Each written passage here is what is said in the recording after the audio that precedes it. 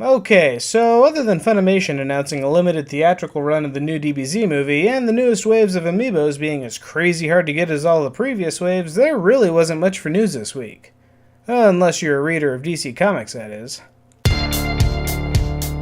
Everything old is new again in the DC universe, but before I explain what's happened, let's have a bit of a history lesson.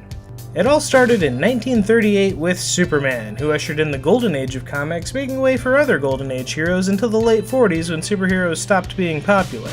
In the mid-50s, superheroes started to gain popularity again, and DC transitioned from the golden age to the silver age by creating completely new versions of their classic characters. Of course, since nothing gets put in the toy box forever, by 1961 DC came up with the idea of the multiverse, with Earth 1 being the primary Silver Age universe, and Earth 2 being the one where the Golden Age characters still lived and breathed. And once they had those two, DC created a bunch of other different Earths, and needless to say, things got pretty complicated. So in 1986, DC published Crisis on Infinite Earths to streamline their universe. In a huge event book, the Anti-Monitor attempts to destroy all of the realities and comes pretty darn close to succeeding. By the end of it all, most of the multiverse has been destroyed and the few surviving worlds are reformatted into a single world, which came to be known as the Post-Crisis Universe. And for the most part, this worked. The DC Universe was reset and simplified, with the occasional retcon to keep the continuity smoothed over. Sometimes these retcons were well done, and other times they involved Superboy literally punching reality.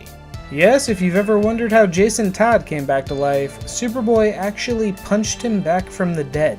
Anyway, the post-crisis era officially ended in 2011 when the recently resurrected Barry Allen, who came back to life without the aid of a Superboy reality punch, mucks around with time travel and ends up screwing up everything with the Flashpoint. By the end of the story, he's kinda fixed time, but ultimately ends up creating the New 52 universe, a world where Cyborg is a founding member of the Justice League, Batman went through 4 Robins in 5 years, and Superman and Wonder Woman are an item. Which brings us to DC's most recent event, Convergence, where it turns out Brainiac managed to save bits and pieces of those lost pre-crisis universes. Naturally, all these universes end up fighting each other, and eventually they somehow go back and undo the crisis, so now all the worlds that were lost in 1986 are now back on the table. And if you're confused about what that means, you are far from the only one. The biggest unanswered question, well, other than why isn't there already a Pirate Batman book, because I would read the hell out of that. Anyway, the biggest question is whether or not this event signals the return of the post-crisis universe that was wiped out during the Flashpoint.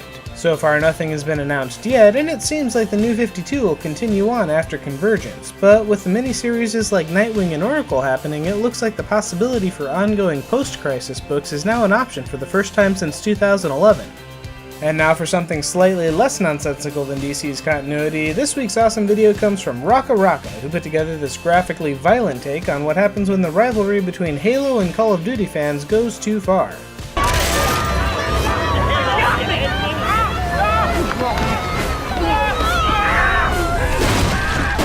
And that's it for this week, so what do you think of DC's new status quo, or what alternate Earth book would you like to see?